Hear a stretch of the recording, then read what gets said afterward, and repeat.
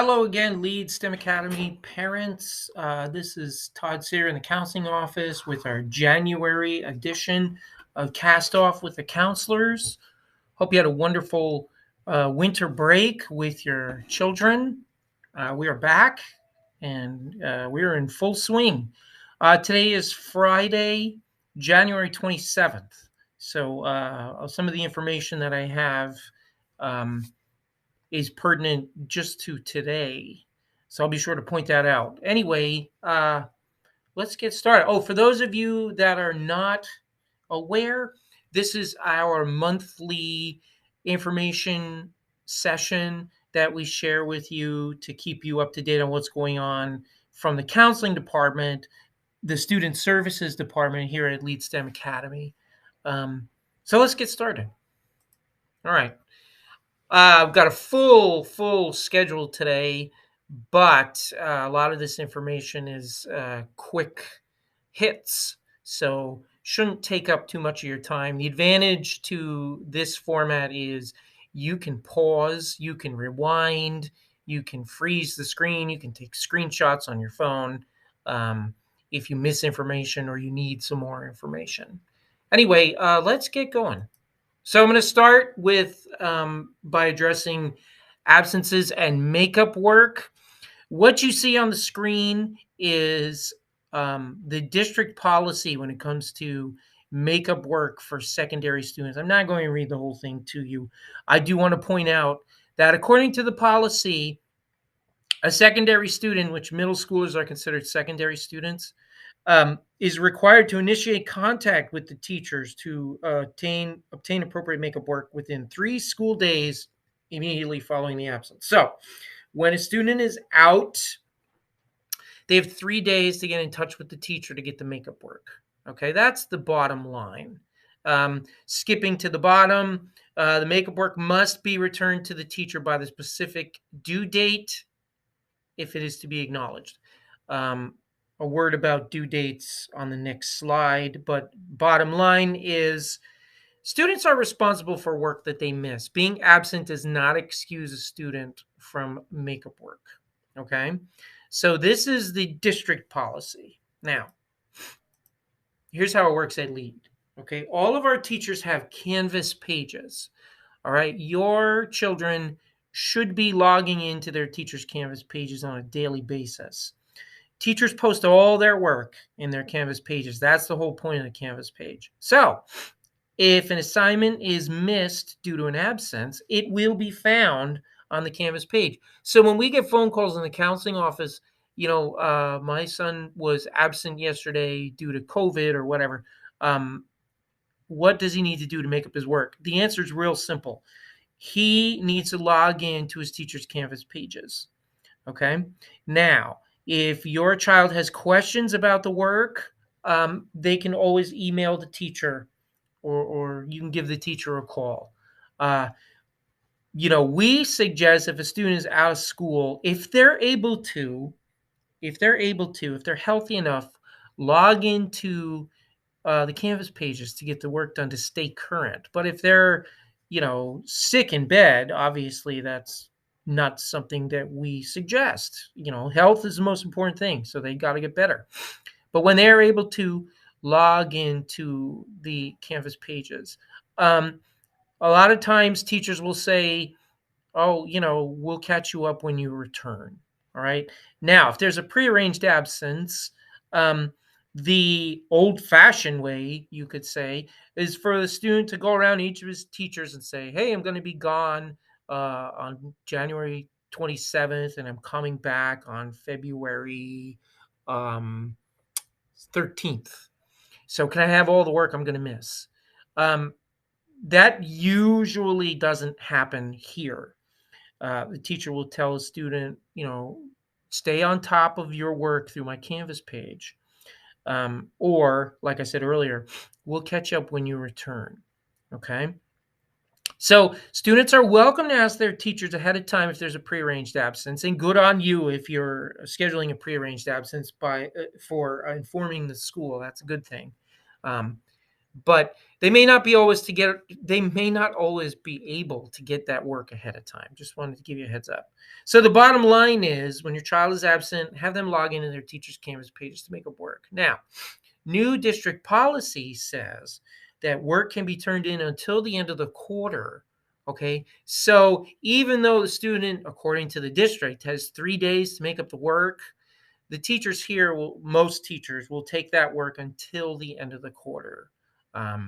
If not, you're welcome to contact an administrator, because that's district policy now, that they take that work till the end of the quarter. Okay, so to reiterate, students are responsible for all work that they miss when they're absent. That includes like visiting us or going to the nurse, or being called to the office or something. Still responsible for that work. Log into Canvas to get the work that's missed. Ask teacher questions if they have any questions, and get it turned in. Okay, next topic. I want to talk to you about nav times. We are seeing an abundance of students every week who are not signing up for their nav times. And this is an issue because nav time takes place during lunch. So we have two lunch periods, and we have two nav time periods. Students are expected to pick a nav time, and then when they're not in nav time, they go to lunch. If we have students that are not choosing nav times, they're either going to two lunches, which is a no-no, or they're wandering around campus, which is also a no-no. It is a responsibility, as an expectation of the students that lead, to choose a nav time. This is one of the advantages to coming here, is they get this little break, this 1 hour lunch period, essentially, which is broken up, half hour of lunch, half hour of a fun activity, or half hour of makeup work time, if that's necessary. So where do they sign up for nav times? Well, your children all have the Alltimely app on their Chromebooks. That's where they log in. On Sundays, the nav times are posted for the week. So we're expecting our kiddos to log in on a Sunday evening and choose their nav times for the following 5 days, Monday through Friday, if it's a 5-day week. And so, when kids come in on a Monday and they haven't chosen a nav time, that gums up the works. Okay. Now, we do have students that maybe they forgot, or maybe they weren't able to, okay, make an effort. The disadvantage to that is, oops, sorry, I went ahead. I went way ahead. The disadvantage to that is that the activity that they may want to get into might be closed or full.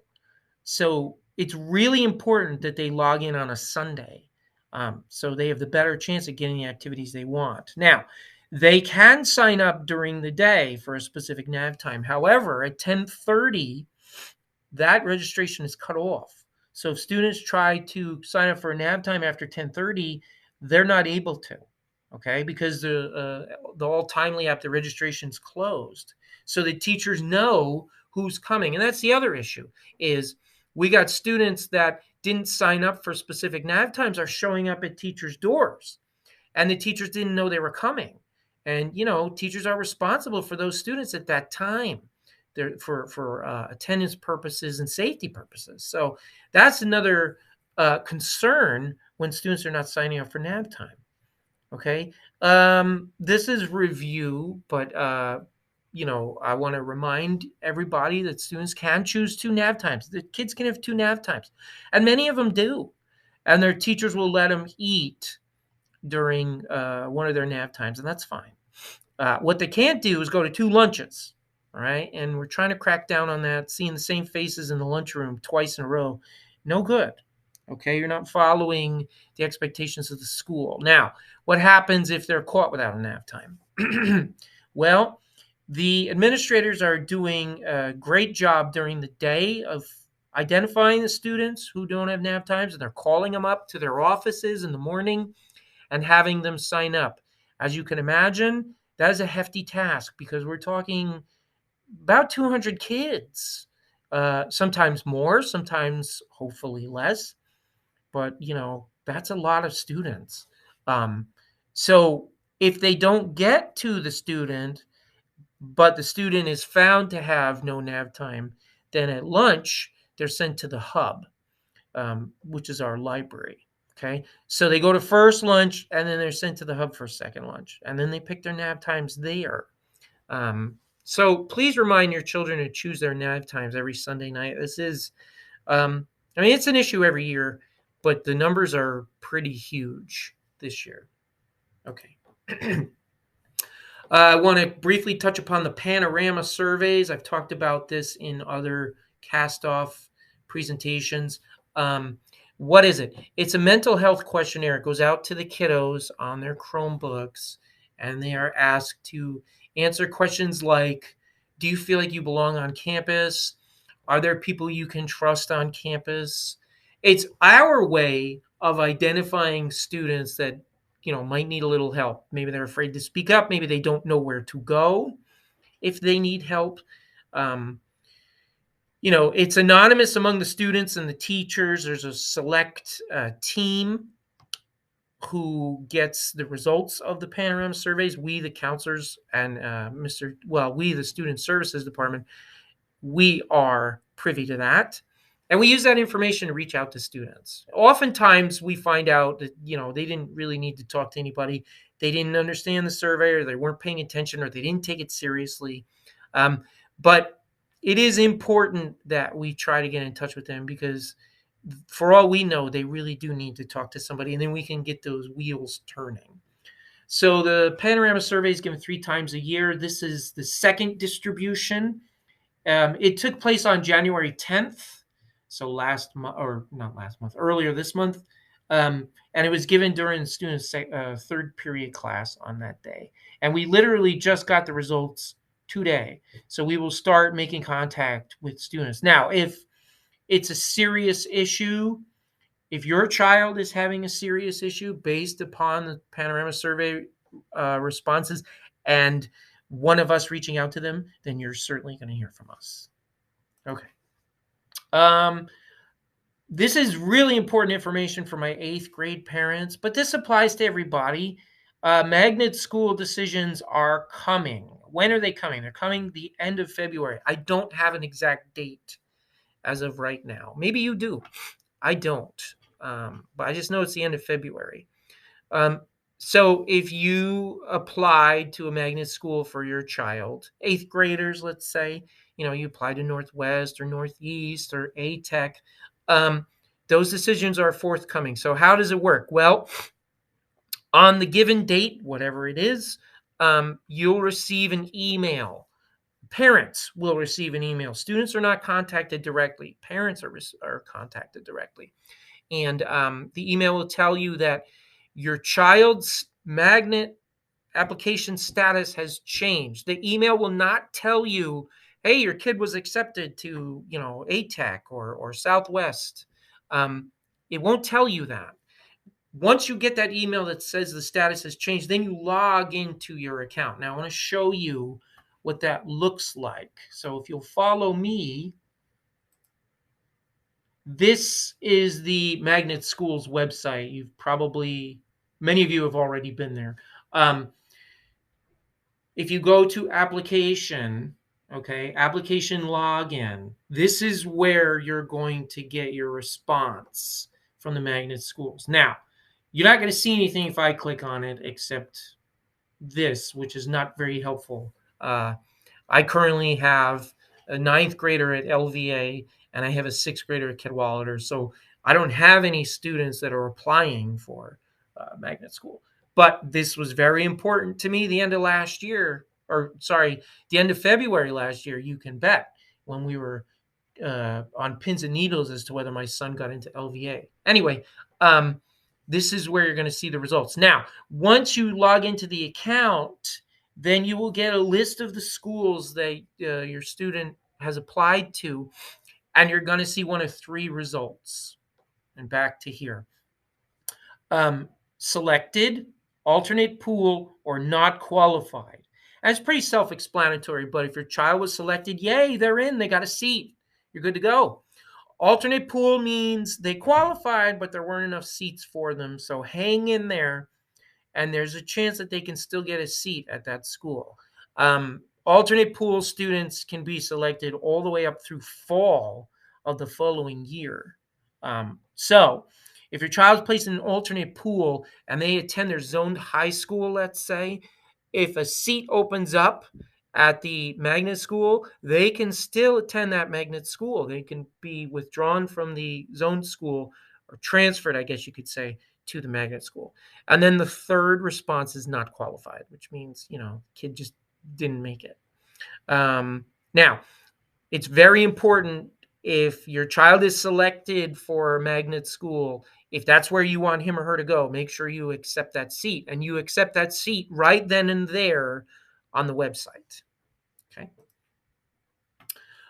If you have questions for the magnet schools themselves, we highly suggest you contact the magnet schools. We usually don't have those answers. Unless it's a question about LEAD, of course, because we're magnet schools, so we can answer those questions.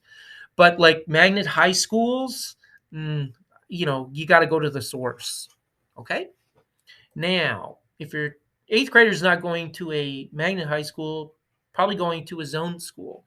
So what's going on with that? Well,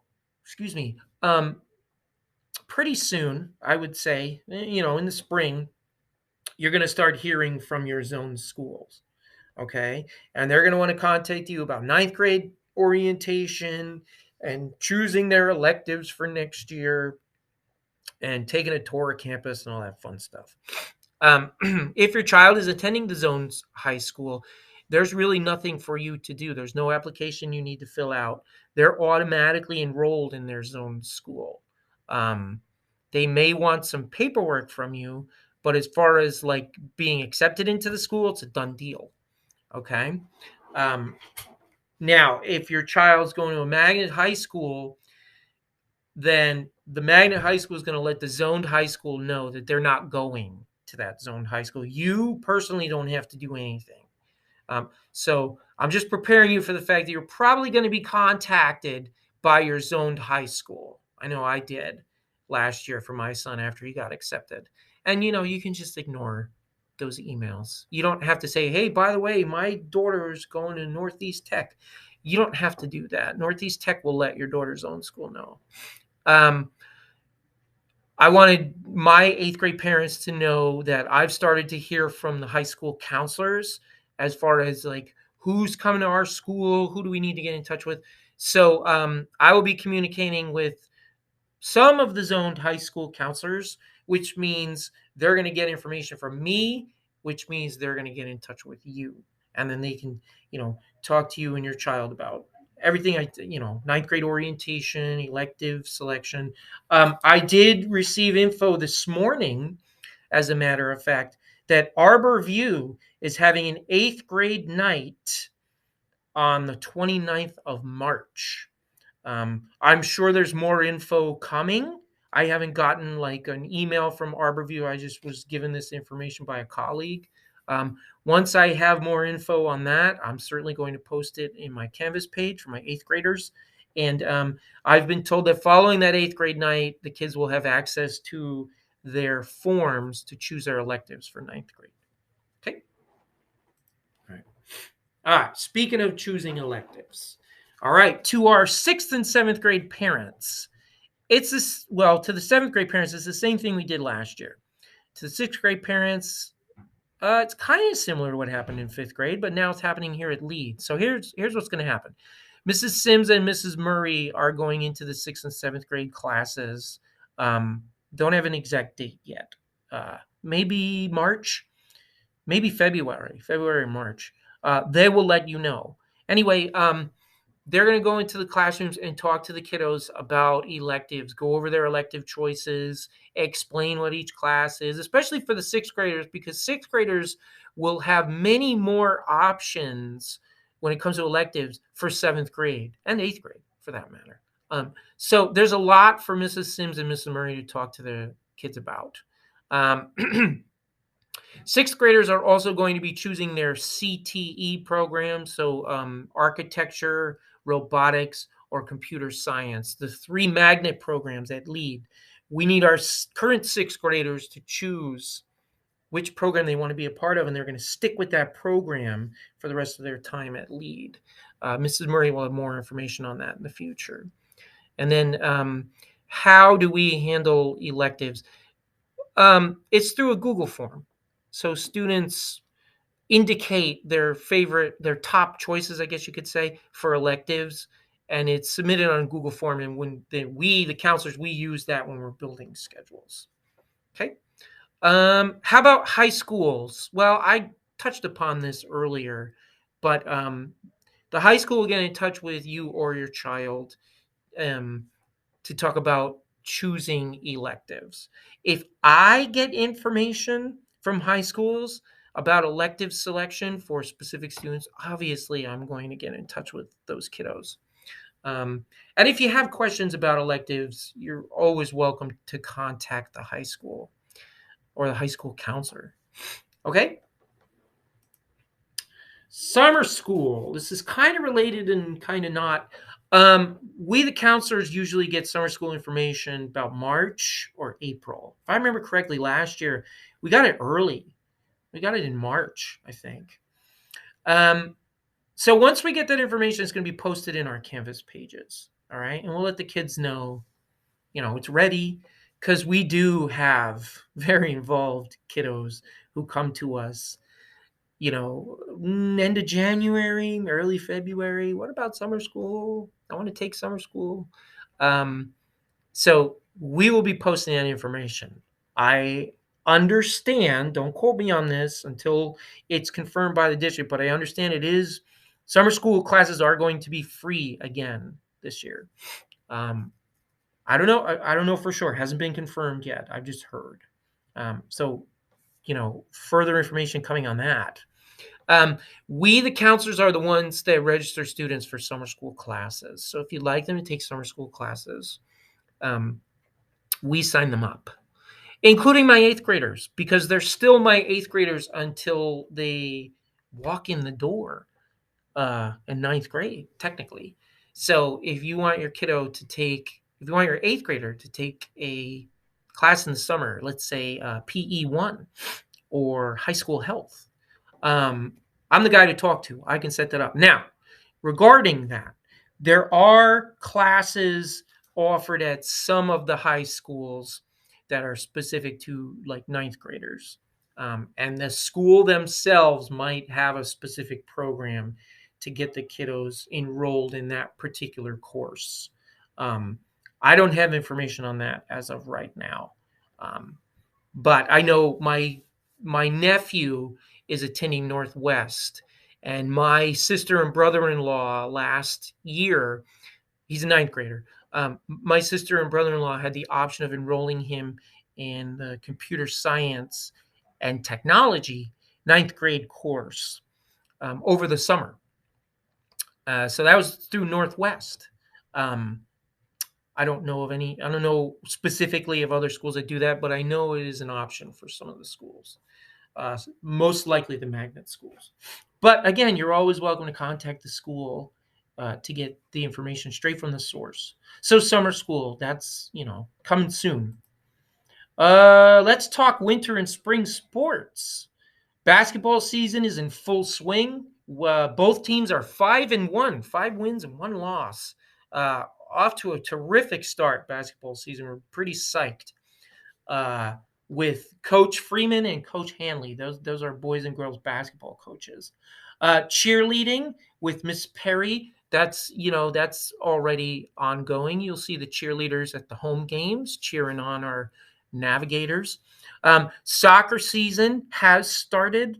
I think they've had practices. I'm not 100% sure.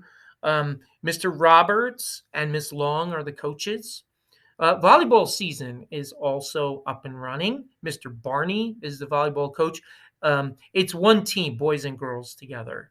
And so that's ongoing. And then softball with my colleague, Mrs. Murray, the 6th grade counselor, she's the coach. Tryouts start today the 27th.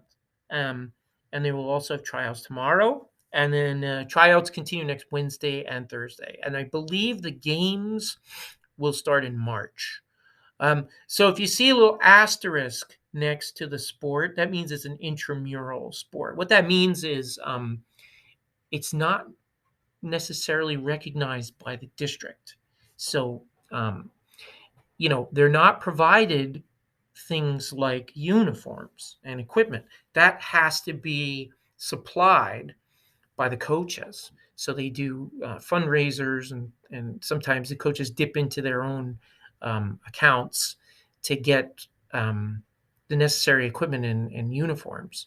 Um, so that's a big difference. The intramural sports are not sanctioned by the school district. It's put together basically by the teachers and the staff members. So kudos to our intramural sports coaches for going that extra mile. And of course, kudos to all of our winter sports. And that's it for sports, really. Softball, I think, rounds out the sports year at Lead. Okay, this is not so fun, but we do have to address this. I know that our administrators addressed this at the town hall this week. We are seeing issues with trash. It is better than last year, I have to say. It's much better than it was last year, at least in the cafeteria and the commons. But it's still something that we'd like the kids to be aware of. So anyway, in the cafeteria, please explain to your students that it is important that they clean up after themselves. I say it every day on the microphone in the cafeteria. It is an expectation. They don't always do that, as you can well imagine. Sometimes they just walk away from a mess. Sometimes they throw it on the floor. Sometimes they stack their trays and walk away. Sometimes they forget. But it can get pretty messy, especially in the commons. So let's talk about the commons. And what we mean by the commons is the courtyard area, outside of the cafeteria. What are we seeing there? Food containers and bottles, trash.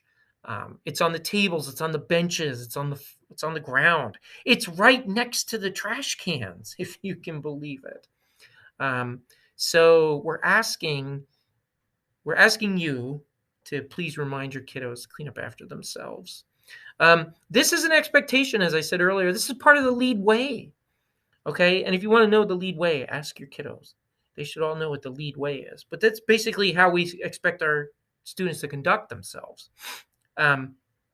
Cleaning up after themselves is part of the Lead Way. So if they're leaving a mess, then they're not following the Lead Way. All right, and for some students, that makes a difference. Second lunch this week and last is not allowed to eat outside. Your kids may have come home to complain to you, oh, we couldn't bring our food outside today. Yeah, that's true. That was Mr. Thorson, Principal Thorson's decision based on the messes that have been left in the commons area during second lunch. So, if you get the time, please touch upon that with your kiddos. If we all work together, we get a nice, clean campus, and I think that's what everybody wants. I want to talk to you about a program that we, the counselors, were made aware of to get free eye exams and glasses appointments for students. So LensCrafters has some openings for free eye exams and eyeglass appointments, and we can make these referrals through the month of January and February. Now, the thing is, we can only make one referral at the school. Okay. In order to qualify, you must not have insurance. So this is only for families that are not insured for glasses or eye exams. The appointments take place on Sundays, and there's one LensCrafters that has appointments on Tuesdays only. That's the one in the Boulevard Mall. There are 8 locations at which the appointments can be made. And according to their information, the appointments are going to be 2 months out. So, if we submit the application and you're approved, the appointment is going to take place in March or April. So if you'd like to be considered for this program, get in touch with your child's counselor or Mr. Tarboro, and we can get you signed up for that. Okay. We always finish off with dates to remember. I don't have a whole lot today. But here we go. The 16th of February, that's a Thursday, there is a Valentine's dance sponsored by Leadership. It'll take place from 3:15 to 4:15. Don't have the details yet. I just saw it on the calendar. I would imagine signups are going to take place probably starting next week. Usually the kiddos can sign up during lunch. And I'm sure that Miss Blakemore will have a process for the kiddos to sign up for the dance. That following week, so that following Monday, the 20th of February is our next day off for President's Day. Moving into March, the 10th of March is the end of the third quarter already. I can't believe it. So as of March 10th, the third quarter comes to an end, and your kiddos will be starting their final quarter of middle school for the 2022-2023 school year. Pretty exciting. Speaking of Friday the 10th, that is the start of spring break. So spring break runs from Friday, March 10th to Monday, March 20th. So it's a week of spring break. Okay. All right. So if you have questions about this presentation, or questions for the Student Services Department, you can join us next Friday, which is February 3rd at 9:30 a.m. for a live Q&A. The plan is for all four of us to be here. Can't guarantee it'll be all four of us because things happen, but you will at least get myself. Anyway, yeah, live Q&A next Friday, February 3rd. Mr. Thorson, the school will email a Google form to you if you'd like to sign up. Okay, and then once you sign up for the Q&A, you'll get an invitation to the Google Meet, and then you join us at 9:30, and we'll see if we can help you. All right. Thank you very much for your attention today, for supporting your student and us here at Lead STEM Academy. We really appreciate it. It makes a big difference when parents are involved, and I know our parents are very involved, and that's one of the things that's wonderful about Lead STEM Academy. There's our contact information. I always say this: email is the best way to get a hold of us because it's much easier for us to answer an email. And please don't forget about our Safe Schools professional, Mr. Tarboro. He is absolutely amazing. And if your students have met him, I guarantee they love him. So yeah, reach out to him if you need him. He is terrific when it comes to helping students with personal issues. All right. Well, we'll talk to you again in February. We'll talk to you maybe next Friday if we see you at the Q&A. And we're always here if you need us. Thank you very much.